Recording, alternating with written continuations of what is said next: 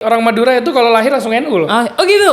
Langsung baca Yasin pokoknya gitu ya. Oh ya baiklah. Langsung tahlil. Langsung tahlil. Kif halik Ruru?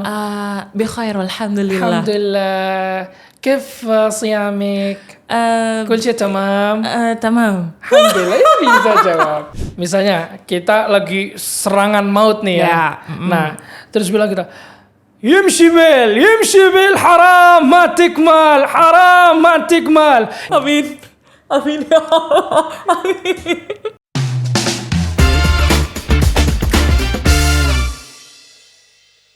Bismillahirrahmanirrahim. Assalamualaikum teman-teman di rumah, rekan kita sekalian, apa kabar? Semoga sehat selalu pastinya. Gimana puasanya? Sudah lancar? Ini udah puasa keberapa ya? Pokoknya ya intinya tetap bersabar sampai di lebaran nanti ya. Amin. Dan hari ini aku senang banget loh, soalnya hari ini aku kedatangan tamu yang sangat luar biasa. Bukan.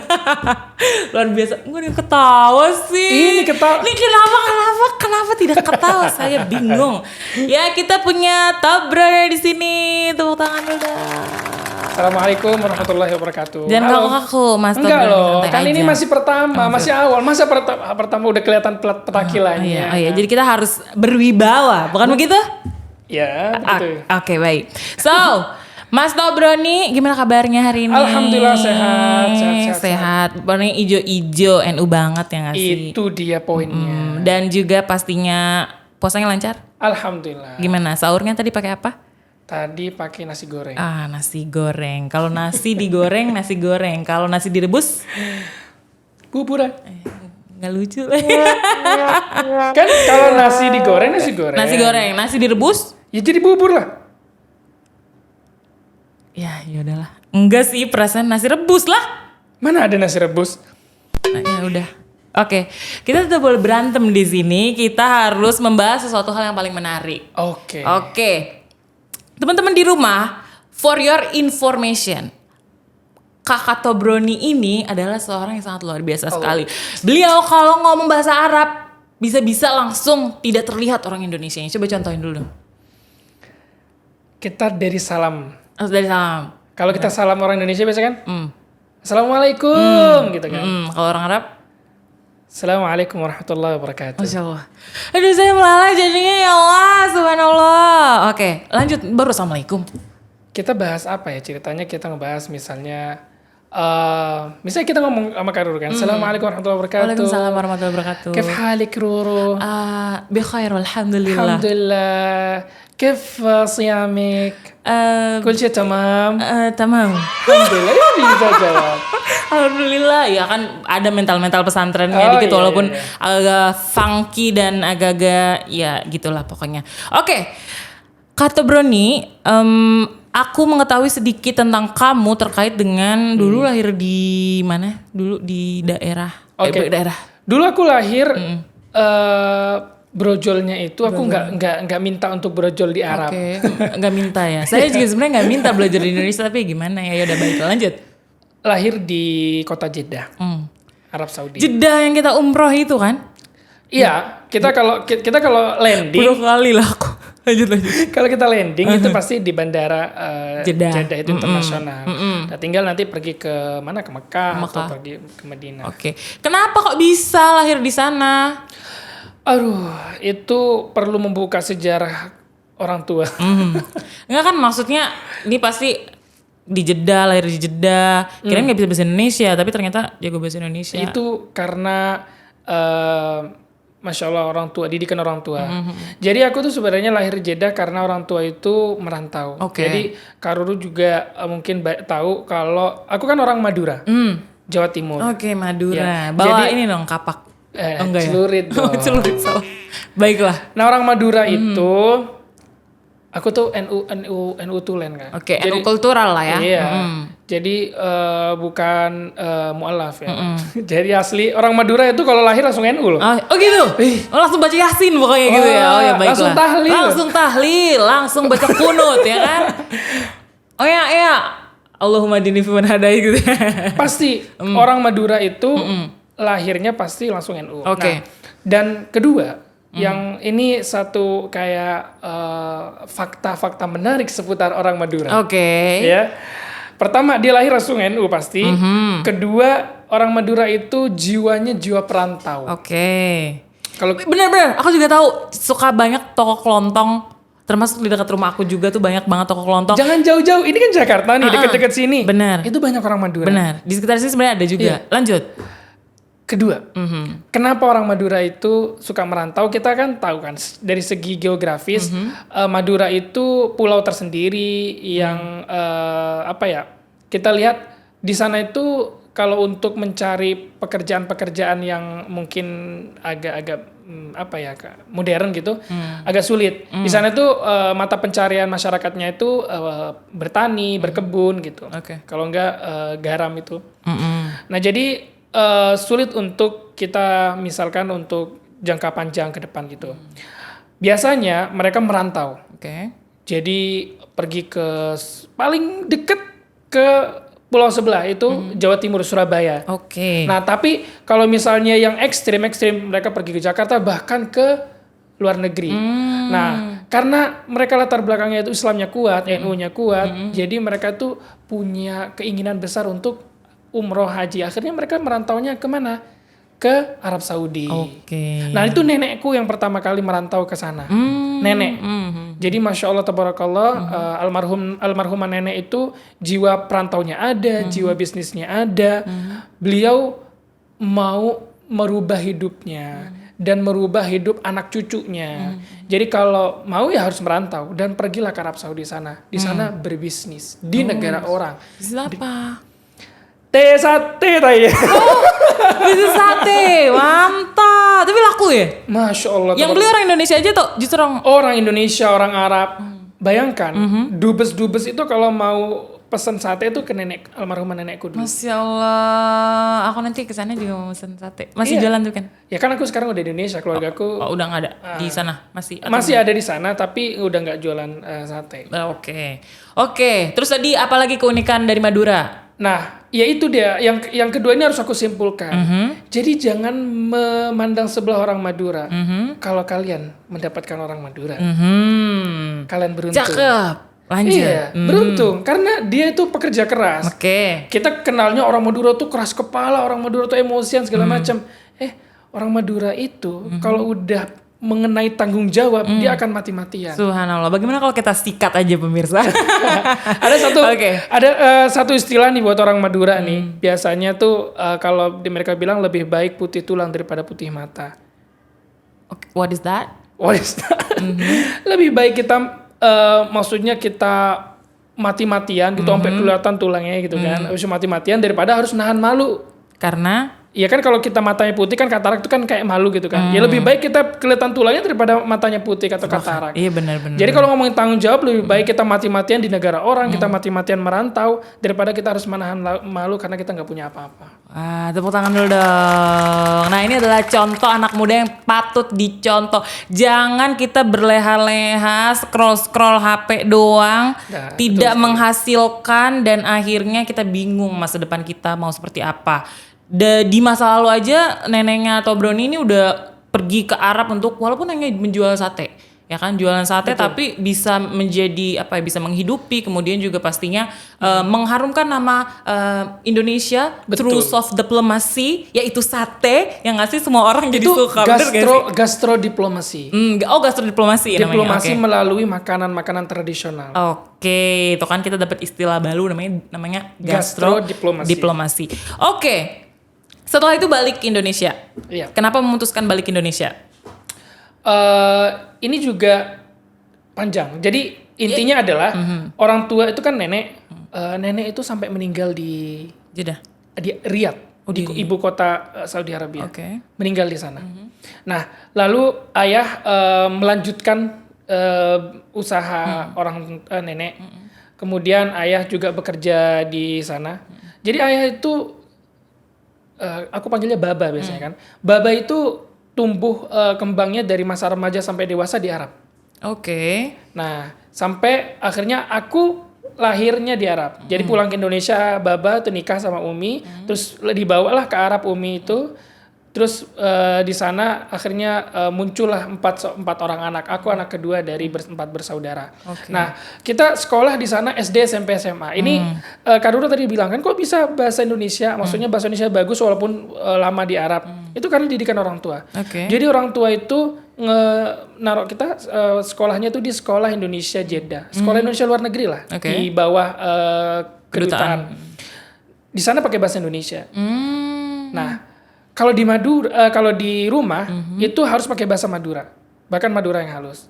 Tapi ini sebenarnya sama kayak keluarga Afrika juga. FYI teman-teman udah tahu kalau misalnya ayahku orang Nigeria, ibuku orang Indonesia. Sangat blasteran. Jadi kita kalau di rumah itu kita pakai bahasa daerah kita. Kemudian kalau kita pergi keluar, bersosialisasi kita pakai bahasa Indonesia dan juga menggunakan bahasa Inggris. Dan ini emang kayak kalau ditarik kesimpulannya adalah kita tuh nggak boleh melupakan jati diri kita tuh siapa. Betul. Begitu juga seperti misalnya kita banyak aktif di luar negeri, kita juga nggak boleh melupakan bahwasannya kita ini orang NU banget, yang punya nilai-nilai toleransi yang besar dan lain sebagainya, yang moderat dan lain sebagainya. Oke. Terus Tobroni ini aku lompat-lompat ya datang ke Indonesia. Kemudian aku belum ngasih tahu alasannya kenapa aku pindah ke Indonesia. Oke. Nah, itu orang tua pas aku udah lulus SMA, orang tua bilang begini, kalian itu udah punya banyak cerita di Arab, tapi kalian belum punya pengalaman di Indonesia, di negara kamu sendiri. Walaupun kamu lahir di Arab, gede di Arab, tapi nggak selamanya kamu di Arab, karena kamu aslinya orang Indonesia. Kamu aslinya NU. Anda balik.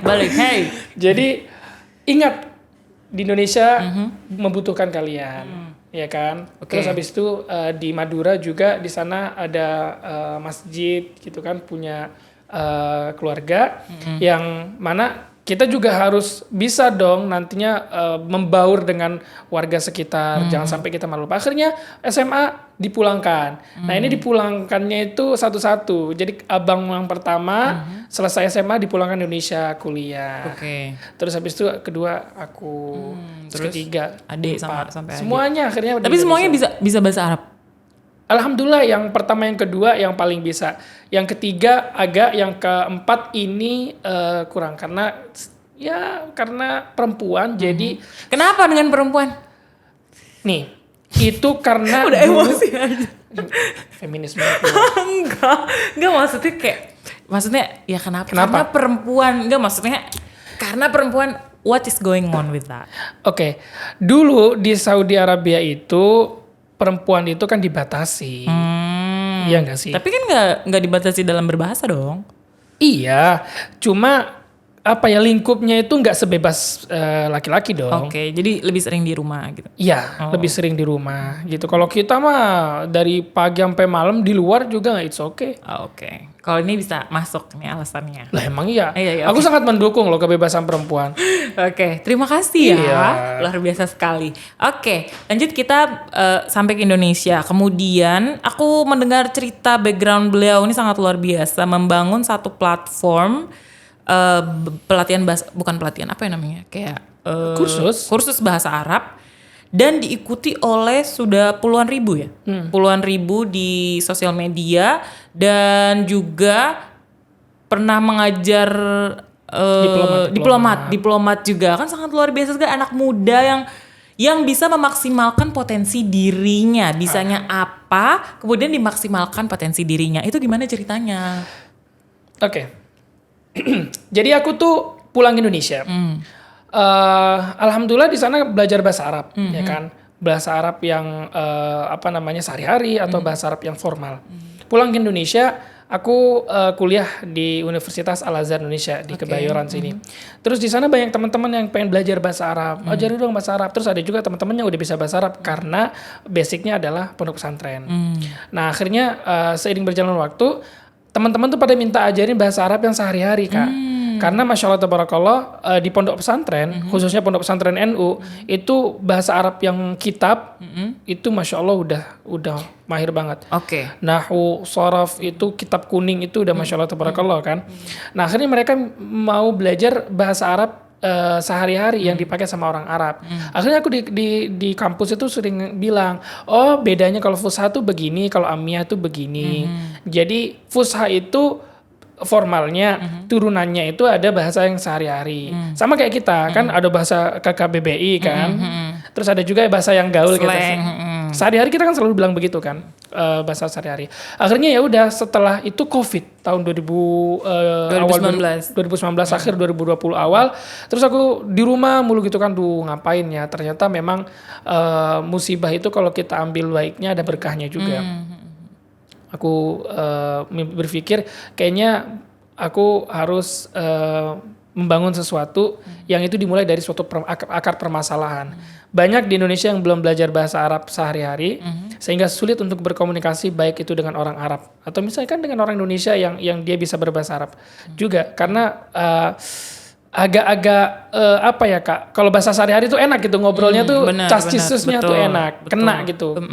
Nah akhirnya aku ketemulah sama satu temanku, terus kita ngobrol, satu kampus juga. Kamu ngerasain sih ada masalah di bahasa Arab itu yang ini, jadi kayak teman-teman belum dapat nih bahasa sehari-hari nih. Iya benar gitu kan. Ya udah kita bangun suatu platform. Mikir namanya itu Haifa. Kenapa namanya Haifa? Pertanyaan yang menarik sekali. Jadi Haifa itu adalah satu kota di Palestina yang di dalamnya itu ada anak muda yang hafizul Quran, yang bahasa Arabnya bagus, yang inspiratif lah, yang masya Allah tabarakallah. Kayak penonton ini kan, masya Allah tabarakallah, anak muda yang inspiratif. Tapi di Palestina sekarang kota Haifa itu dijajah dan diganti menjadi kotanya Isa. Oke, jadi based on apa ya? Jadi filosofi yang sangat dalam sekali. Akhirnya aku bilang, oke, kita akan jadikan Haifa itu di Indonesia dengan anak-anak muda yang cinta sama bahasa Arab, gitu kan? Oke. Terus menggunakan bahasa Arab itu sebagai alat. Pertanyaannya, sebagai anak muda yang telah menggunakan bahasa Arab, almost how many years? 26, 7, 25 years. Bahasa Arab tuh sepenting apa sih dipelajari oleh anak muda? Kenapa anak muda harus bisa mempelajari spesifik bahasa Arab gitu? Karena kita taunya what actually really important is bahasa Inggris. Yang maksudnya kita melihat apa yang terjadi di masyarakat ya, kayak English is important because we are talking, every day, and then we have a lot of literature from, Western country. But why we should understand Arab more than English and others language? Oke.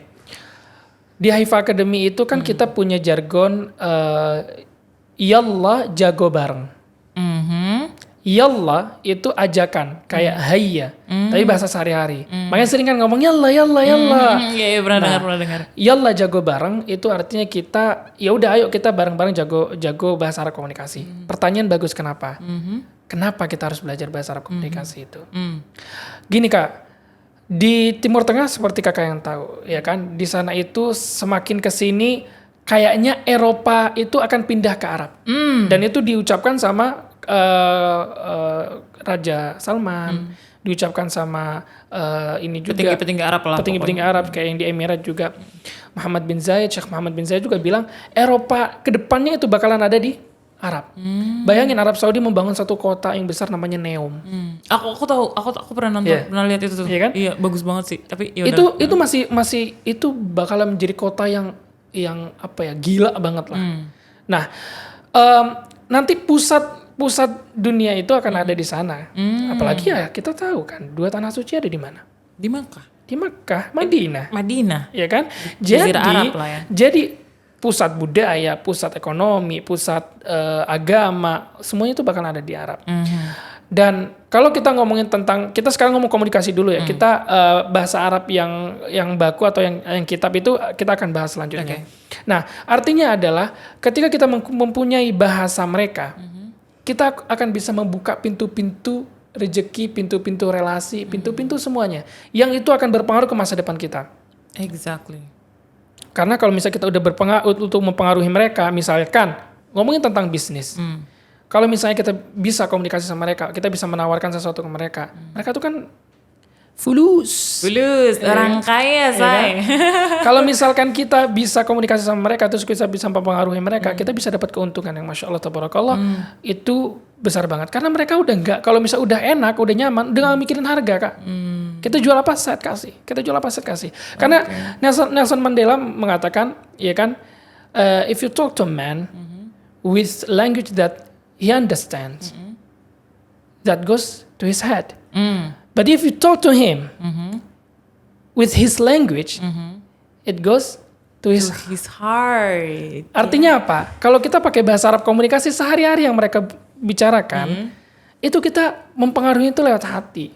Dan ingat, kalau orang Arab itu udah srek sama kita, semuanya dikeluarin buat kita. Wow. Aku pernah jualan kopi. Oke. Kopi luwak. Terus ke orang Arab. Ke orang Arab. Aku ngobrol biasa sama mereka. Aku bilang gini, "Shuf, عندنا أفضل قهوة في إندونيسيا حتى في العالم kopi luwak, قهوة luwak." Terus dia bilang, "Wallah." Ana bilang, "Wallah." Ana bilang, "Kopi terbaik di Indonesia dan bahkan di Indonesia adalah kopi luwak." Terus dia mau tahu kayak kopi luwak apa. Aku telepon yang punya roastery kopi itu kan. Aku bilang, "Aku mau kopi luwak sampelnya. Kirimin dong," gitu kan. Terus ya udah dikirimin. Terus aku bilang, "Tafadhal, ini kopi luwak kayak gini." Terus dia coba dicium, terus dia makan, terus enak juga ya. Terus dia bilang, "Aku pesen deh." Jadi dia pesan berapa kilo gitu. Berapa kilo? Nah, terus Masya aku Allah. tanya nih sama ininya, "Om, berapaan harganya Om kopinya?" gitu kan. "Kopi luwak mahal, gini. Oke. Dia bilang 250 gram itu pokoknya mahal lah, ya sekitar 500 gitu. Oh gitu. Ya udah dia bilang, "Ya udah kamu jual." Ya udah, aku bilang, "Om, kasih harga yang bagus lah," gitu. Ya udah aku jual ke mereka. Aku ambil itu barang terus aku jual ke mereka gitu kan. Mereka tuh nggak nawar. Tuh kan. Udah nggak nawar. Karena komunikasinya melalui bahasa Arab, melalui bahasanya si orang tersebut gitu. Bayangkan kalau kita ngomong pakai bahasa Indonesia dia nggak ngerti, gimana? Boleh diulang? Dadet yang kasih. Jadinya itu nggak jadi bisnis ya nggak sih? Betul. Malahan kayak gitu. Jadi penting sekali untuk kita belajar komunikasi, belajar bahasa Arab komunikasi. Betul sekali. Oke, balik lagi ke Haifa tadi. Udah berapa sih jumlah muridnya? Haifa itu Masya Allah Tabarakallah ya. Kalau kita lihat itu komunitasnya aja udah sekarang 2000-an. Wow. 2400. Dalam waktu 2 Ini tahun. nggak instan. Oh nggak instan. Iya pasti. Iya Nah, kan? we gonna talk about this process. Iya. We gonna talk about this process. Tapi 2000 dalam waktu sekian tahun, kemudian juga tadi sudah mengatakan bahwasannya ngajar diplomat juga gitu. Artinya kan memang sangat luar biasa sekali. Padahal cuma dari segi bahasa aja. Iya. Jadi actually you can be somebody dari apa yang kita ahli aja gitu, nggak usah mencari-cari, nggak usah cari-cari kayaknya aku harus belajar gitar deh, kayaknya aku harus belajar ini gitu. Betul. Dan kuncinya adalah konsisten. Konsisten. Tapi itu susah banget sih. Sebagai anak yang tidak konsisten di sini, saya mengajukan diri. Konsisten itu bukan berarti kita kayak melakukan itu terus-terusan nggak. Oke. As long as kita nggak berhenti, itu bisa katakan. Tapi gimana sih biar konsisten tuh? Ya sebenarnya kita harus punya tujuannya, Kak. Tujuannya tuh harus benar-benar kita yang benar-benar kita pegang gitu loh. Kalau tujuan yang benar-benar Haifa pegang tuh? Ya kita tuh pengen gitu anak-anak muda khususnya ini yang di Indonesia itu nantinya itu menggunakan bahasa Arab komunikasi sehingga mereka tuh bisa go internasional, Kak. Okay. Dia bisa buka pintu relasi dengan bahasa Arab itu. Dan pokoknya kalau mau belajar bahasa Arab komunikasi itu pasti belajarnya di Haifa. Karena Haifa itu solving the problem. Tapi kita bisa belajar dari nol ya? Fusha atau bahasa Arab baku itu banyak yang mempelajari itu padahal sulit minta ampun, kan. Nah, sorof itu kan kita tahu kan. Bahasa Ammiah ini dialek Ammiah ini itu lebih mudah. Simplifikasi dari bahasa Arab Fusha. Karena kita kan tujuannya untuk komunikasi. Kakak bayangin deh kalau misalnya komunikasi harus mikirin kaidah gramatikal. Kalau misalnya kita di bahasa Inggris juga kita sebenarnya banyak belajar speakingnya sih daripada belajar grammarnya, karena memang yang penting ngomong dulu gitu. Itu. Yang penting ngomong dulu, yang penting berani dulu. Nah, biasanya kesulitan dalam pembelajaran bahasa Arab ini apa? Kesulitannya. Karena kita nggak ada di lingkungan Arab. Oke. Itu kesulitan pertama. Oke. Karena gini, kalau orang yang tinggal di Arab itu akan mudah selagi dia mau, ada kemauan, akan mudah. Kenapa? Karena dia selalu mendengar. Kan Allah sendiri mengatakan, Allah berfirman di Al-Quran mengatakan, Wallahu ja'ala lakumus sam'a wal absara wal af'idah. Allah menciptakan pertama kali adalah pendengaran. Kemudian penglihatan, kemudian af'idah, hati atau kolbu. Jadi, pendengaran itu pertama kali diciptakan. Kenapa? Karena dari mendengar kita bakal belajar banyak hal. Iya. Kalau kita di lingkungan Arab, cepat kita belajar karena kita mendengar. Betul. Kita turun ke bawah mau beli dengar. Kita mau pergi ke masjid kita dengar. Kita jalan ada orang gosip pakai bahasa Arab kita dengar. Kita mau main sama orang Arab, ya kan? Jadi cepat. Jadi kesulitan pertama di Indonesia adalah mereka nggak dengar orang Arab asli ngomong. Dia mendengarnya orang Indonesia ngomong Arab. Jadi artinya apa? Dialeknya jadi ya Indonesiaan. Nah, jadi kesulitannya adalah mereka nggak ada lingkungan berbahasa Arab itu. Makanya antisipasinya gimana? Solusinya itu adalah kita udah tahu Kak, sosial media itu kalau kita manfaatin benar-benar itu bisa menyelesaikan banyak masalah. What's that? Sebenarnya dengan simpel, kita punya komunitas. Komunitas itu di-build. Di dalamnya itu ada anak-anak muda atau yang dulunya lahir di Arab terus pulang ke Indonesia. Itu bisa ada di dalam komunitas itu untuk memberikan lingkungan yang sama kayak mereka waktu di Arab. Di komunitas itu setiap hari misalnya ada satu pembahasan yang ngasih tahu pakai bahasa Arab, nanti kalau misalnya nggak ada yang tahu tanya maksudnya ini apa, nanti dijawab lagi. Kan itu sama aja kayak kita lagi di Arab ngedengerin orang Arab misalnya nih di komunitas itu. Misalnya gini, kan kalau adminnya dibilang akhi min.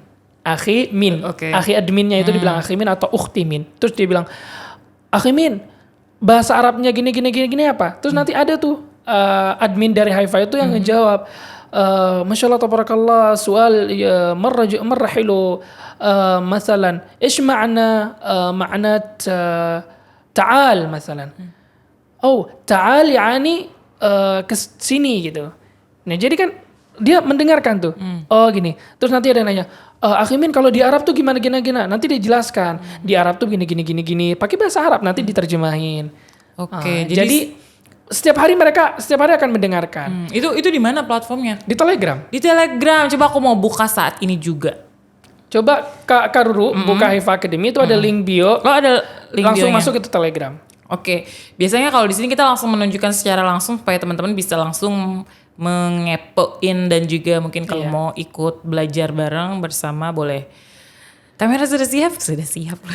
Jadi itu sebentar. Iya, aku mau kasih tahu di Telegram itu sharing interaksinya tuh ada kan. Jadi itu sebuah solusi juga biar orang-orang tuh kayak yang nggak punya kesempatan, kan nggak semua orang kesempatan punya kesempatan ke Arab itu kan. Bener. Ya kan? Nggak punya kesempatan lahir di sana. Jadi ini aku kasih sedikit disclaimer nih ya, Haifa Academy tuh ada 28.500. Ini dia. Pokoknya gitulah. Nanti di sini bisa dilihat. Muka Anda banyak ya di sini ya. Terus ini link Telegramnya. Jadi teman-teman yang mau gabung belajar bahasa Arab juga bisa di Haifa. Itu gratis loh Kak Telegramnya. Apa komunitas itu nggak dipungut biaya? Tapi biasanya apa? Kumpul-kumpul atau cuma interaksi secara online atau gimana? Iya, interaksi secara online, ada daily activitiesnya setiap hari, terus ada mingguannya. Nah, terus habis itu ada Zoom-nya, ada Zoom ketemu barengnya di Zoom. Terus nanti ada kopdarnya. Ada kopdarnya juga tuh. Kemarin bulan Ramadan yang kemarin tuh kita buka puasa bareng gitu kan. Di situ datang lah muka Indonesia, tapi kalau ngomong langsung kayak, hah? Ini orang Arab mana gitu? Oke, aku mau datang dong. Datang tapi di situ siapa tahu dapat jodoh. Ya amin, why not ya kan? Tapi datang ke situ terus kita nggak bisa bahasa Arab gimana? Loh, kan yang penting dengerin dulu. Oh, yang penting dengerin. Kan kuncinya dengerin dulu kan. Oke, tapi baik. setelah itu abis dengerin direngi dan praktek. Praktekkan itu yang paling penting karena memang bahasa itu harus dipraktekkan. Kalau nggak dipraktekkan kayak mana lah kita bisa berbicara dengan bahasa Arab seperti Betul itu sekali. ya kan. Oke, back to your profile and back to your activity. Sekarang aktif di mana nih? Sekarang alhamdulillah yang pertama adalah di Haifa Academy itu, ya kan. Itu aku jadi founder sekaligus CEO-nya di Haifa Academy. Sebenarnya itu saya mau highlight dari tadi biar bapaknya ngomong aja sendiri ya kan. Oke. Sebenarnya nggak penting juga. Penting dong. Kalau who are you penting. Iya, sebagai laki-laki itu penting. Bukan begitu Mas Haji. Tuh kan. Maksudku founder itu justru dia yang punya tanggung jawab dan beban yang banyak gitu. Jadi titel tuh nggak penting. Yang penting dia gimana kerjanya, bener nggak? Iya sih. Ngebawa values-nya itu bener nggak? Okay. Nah terus yang kedua, aku kerja juga.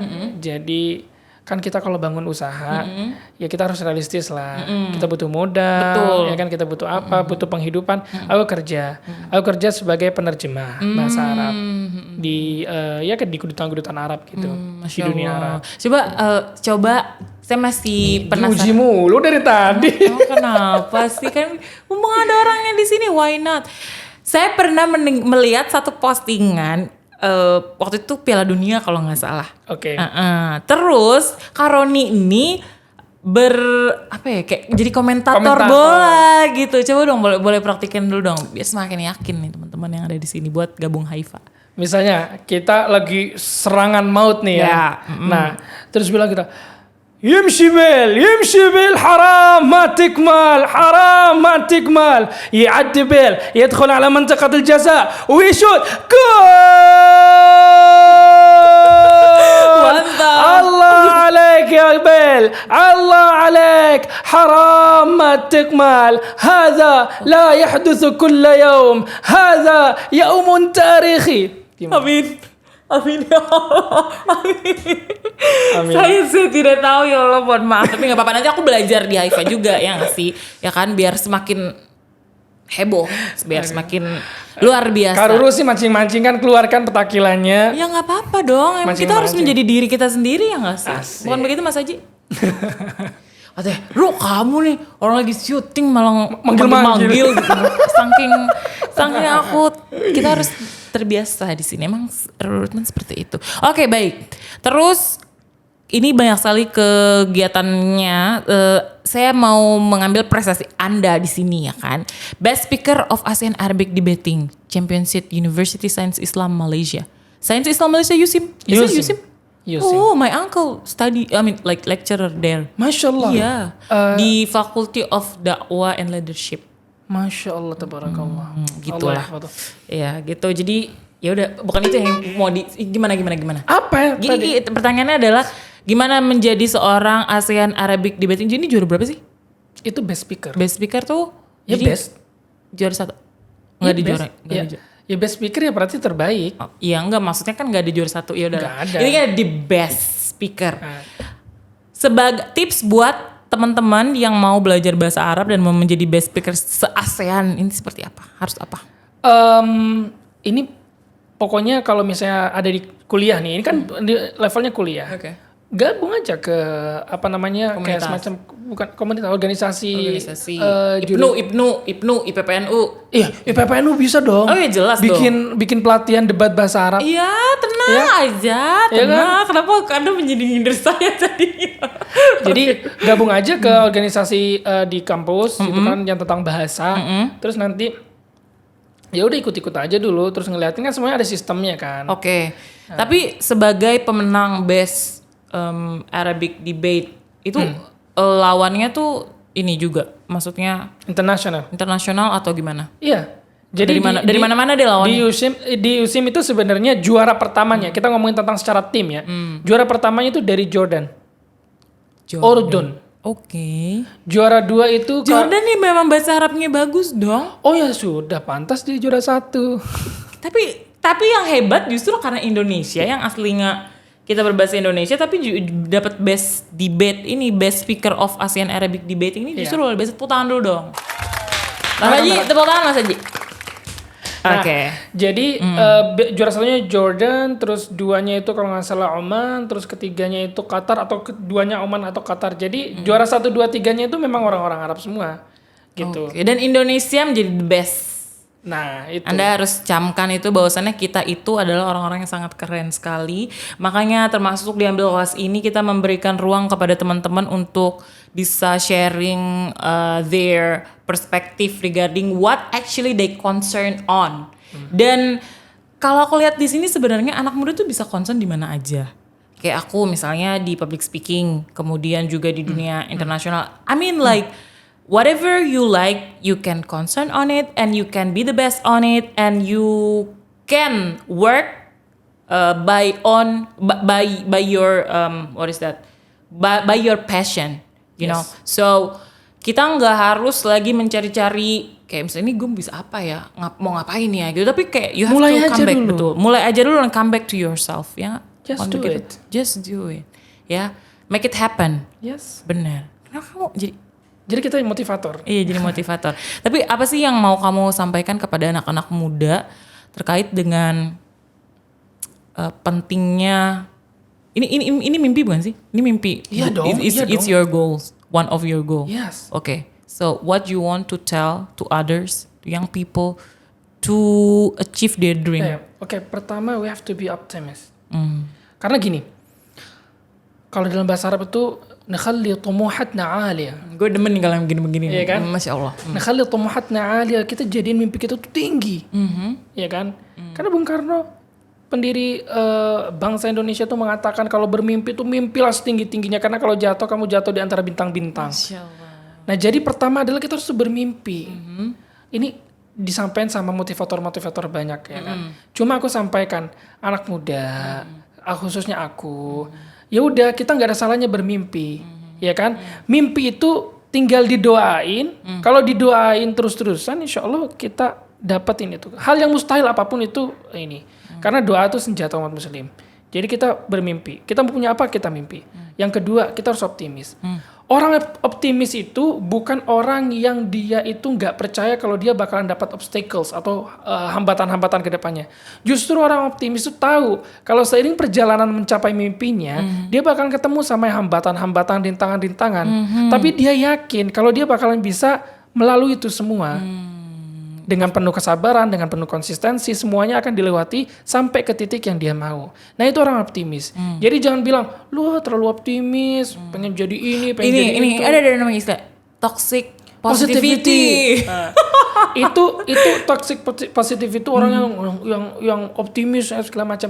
Sekarang kita balik deh ke definisi awal orang optimis gitu. Optimis itu bukan orang yang nggak percaya akan ada hambatan, itu namanya lalai, bukan optimis.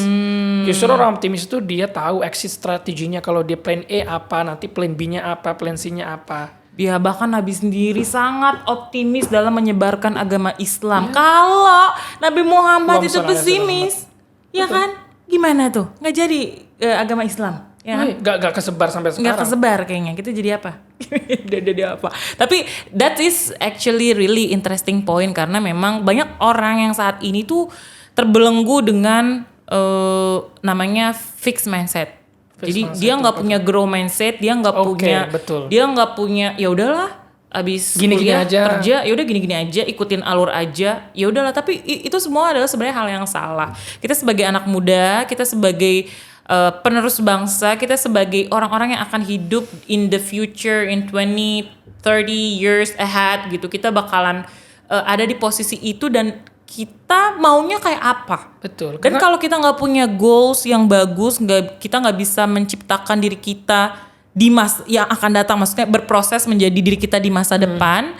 Terus bagaimana mau dibawa kemana negeri ini? Karena regenerasi itu pasti ada. Pasti, ya kan? Pasti. Tapi untuk merubah pola pikir dari pola pikir yang negatif atau fixed mindset itu kepada grow mindset pasti kan gak gampang. Yes, gak gampang. Apalagi betul. Tadi disampaikan bahwasannya ada obstacle, kemudian juga pastinya emosi, ya gak sih? Kalau perempuan sih apa? Iya, perempuan ada emosinya. Saya harus menyadari itu. Kita harus mengiyakan itu gitu. Perempuan ada emosinya, kemudian kita juga bertarung di stigma masyarakat dan lain sebagainya gitu. Nah, bagaimana seorang Tobroni terus mengamini grow mindset ini? Oke. Pertama adalah kita tahu kalau semakin kesini ini dunia semakin cepat. Oke. Ya, dunia semakin cepat. Kita nggak berlomba, nggak kok. Jadi nggak siapa cepat dia mencapai kesuksesan, enggak. Cuma kalau sepeda yang kita punya kita nggak kayuh, kita diem aja, kita nggak akan jalan ke depannya. Bukan masalah siapa yang pertama kali nyampe ke garis finish, tapi siapa yang nggak jatuh dari sepeda itu dan terus berkayu dan jalan. Nah, mengayuh sepeda itu salah satu growth mindset. Nggak peduli itu pelan kita mengayuhnya, nggak peduli itu kita kencang pakai otot. Selagi sepeda itu terus berjalan, insya Allah kita juga akan terus berjalan hidup ini. Nah, tapi kalau kita fix mindset, ya udah deh, abis kuliah. Jangan kalau lu terlalu jauh ngomongin kuliah, Kak. Banyak anak-anak Indonesia, ya, khususnya yang ada di kampung-kampung gitu, Kak. Abis sekolah mau apa? Nikah. Itu masih punya anak. Udah gitu kan. Nah, gitu. Enggak, ada yang bilang juga gini. Apa? Udah deh, jadi orang yang bener aja deh, ngapain pakai kuliah-kuliah gitu. Karena mereka berpikir kuliah pasti butuh biaya, kuliah pasti panjang ceritanya segala macam. Itu udah kayak ada stigma seperti itu. Jangan kan abis kuliah mau ngapa? Abis sekolah mau kuliah apa enggak? Mereka akan berpikir, aduh jangan deh, mending kerja langsung segala macam. Nah, itu ada satu fixed mindset. Itu harusnya kita tahu kalau selagi kita berusaha, Allah itu bakalan memberikan apa yang kita butuhkan gitu loh. Kalau misalnya kita kuliah, kita butuh uang, Allah kasih jalan gimana kita dapat uang itu. Bener sambil sih. kuliah. Bener. Pokoknya niat baik itu, selagi kita punya niat baik, kita jalin aja. Nah, kita punya niat baik untuk growth mindset. Pengen belajar editing, karena sekarang dunia konten itu banyak gitu kan. Pengen belajar editing. Terus gimana caranya untuk belajar editing? Kan harus biaya segala macam. Kalau kita punya niat baik, insya Allah kan pertemukan Allah. Ketemukan sama orang kayak misalnya Mas Aji gitu kan. Terus nanya, Mas Aji aplikasi editing yang bagus itu apa? Pakai aja yang namanya CapCut gitu. Nanti kamu gampang. Kamu coba pelajari sendiri. Abis itu bikin konten, ketemu sama yang konten kreator lebih bagus lagi editingnya. Ntar ketemu, nanti diajarin relasi segala macam. Itu kan sepeda yang dikayuh itu terus berjalan sampai menuju apa yang kita mau, bisa edit. Misalnya gitu, itu sesimpel ngedit aja. Iya, benar. Aku sangat sepakat apa yang disampaikan sama Karoni ini. Karena memang lagi-lagi aku bicara tentang anak muda dan perempuan, karena stigma masyarakat, kemudian juga mungkin parents yang belum banyak memiliki sumber informasi yang banyak gitu. Kadang justru yang bukan menghalangi sih, tapi menutup rapat pintu gitu untuk teman-teman untuk berkembang. Nah, kita anak muda yang tahu ini, yang sudah belajar ini, bagaimana caranya tetap disampaikan kepada mungkin orang tua, disampaikan dengan cara yang lemah lembut dan lain sebagainya gitu, disampaikan dengan baik-baik bahwasannya kita mau menjadi orang yang lebih baik loh ke depannya, kayak gitu. Dan tidak menutup kemungkinan orang yang punya grow mindset pastinya juga akan sukses insya Allah ke depannya, kayak gitu. Ngomong-ngomong tentang sukses, apa arti sukses menurut Karoni? Sukses sesimpel kita khairun nas anfa'uhum linnas. Itu kalau di NU itu benar-benar di ini. Kita jadi apapun, jadi orang apa aja. Selagi kita masih bermanfaat bagi orang, itu kita sukses. Simple kan? Bermanfaat. Very simple. Bukan Kata-kata Gus Dur, gitu aja kok repot. Kita tuh bukan yang harus punya Range Rover, kita harus punya Porsche, Rolls Royce. Enggak. Selagi kita bisa bermanfaat, kita punya kebermanfaat buat orang lain, itu sukses. Apalagi Kak, kita benar-benar bikin kita tuh semangat banget. Akhirnya Allah kasih kita rezeki. Allah kasih kita rezeki. Terus kita tuh kebermanfaatannya bukan cuma sekedar kayak memberikan nasihat. Bagus memberikan nasihat, karena kan Allah berfirman kan, watawasau bil haqqi watawasau bis sabr. Kita harus berbagi tentang kesabaran gitu kan, dan kebaikan, kebenaran. Tapi apalagi kalau kita bisa membantu dari segi material, atau kita bisa ada orang butuh, misalnya telepon, ini lagi sakit segala macam, butuh apa, butuh pengobatan, kita bisa kasih. Itu Masya Allah tabarakallah derajatnya kan.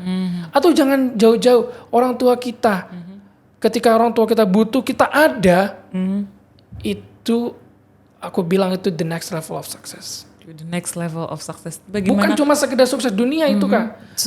Sukses akhirat. Dunia juga dan akhirat. Masya Allah. Kalau orang tua kita sampai netesin mata karena kita Masya Allah bermanfaat, berbakti kepada orang tua, Allah gak tidur. Number uno. Pokoknya Allah keren banget. Dan tapi buat orang yang gak punya orang tua gimana dong?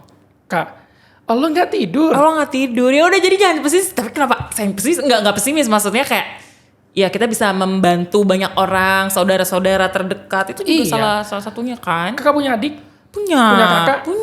Punya adik kan? Ya udah, kalau misalkan adik kita butuh apa terus kita bisa mengcover itu masya Allah tabarakallah. Alhamdulillah, luar biasa. Tepuk tangan dulu untuk kita semua. Tepuk tangan untuk kita yang tetap kuat, walaupun diterpa oleh angin yang begitu kencang. Ya ampun ya kan, tapi ya udahlah. Memang kata-kata life must go on tuh udah paling bener banget. Apapun yang terjadi, obstacle yang terjadi, kenapa kita jadi sharing motivasi, tapi nggak apa-apa. Ini sekalian karena Tobro ini orangnya sangat optimis, laki-laki yang optimis, sangat luar biasa sekali dan juga bisa membangun platform yang sebenarnya gini ya. Untuk membangun sebuah platform yang tidak memiliki masa dari zero, iya, kan dari zero kan gitu. Jadi itu adalah sebuah achievement bagi mungkin ya bagi kita semua. Bener.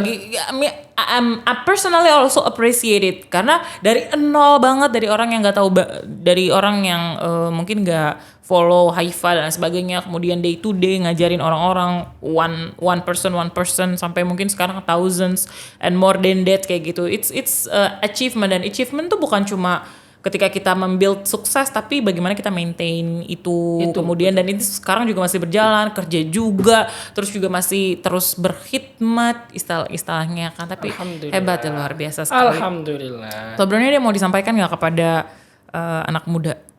Kepada anak muda? Anak muda NU, anak muda di luar sana boleh nonton. Aku tuh waktu itu sempat di chat sama adikku. Dia bilang begini, Kak, bagi moto dong, moto hidup. Oke. Kenapa gitu?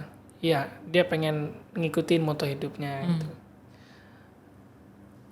Aku bilang begini, kita tuh nggak usah jauh-jauh nyari moto hidup itu kan.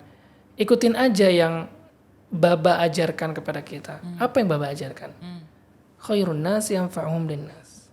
Oke. Sebaik-baiknya orang bermanfaat bagi orang lain. Kita nggak usah ngejar harta, ngejar dunia segala macam. Kita kalau bermanfaat sama orang, itu yang dikembalikan ke kita tuh akan jauh lebih banyak. Bukan cuma segi harta aja, Kak. Sehat, keluarga yang hangat, keluarga yang harmonis, saling mendoakan, relasi segala macam, kesehatan, itu yang nanti Allah akan kasih ke kita. Jadi buat teman-teman semua yang ada di luar sana, kalau kalian merasa pengen maju ke depan, menaburlah benih-benih kebermanfaatan.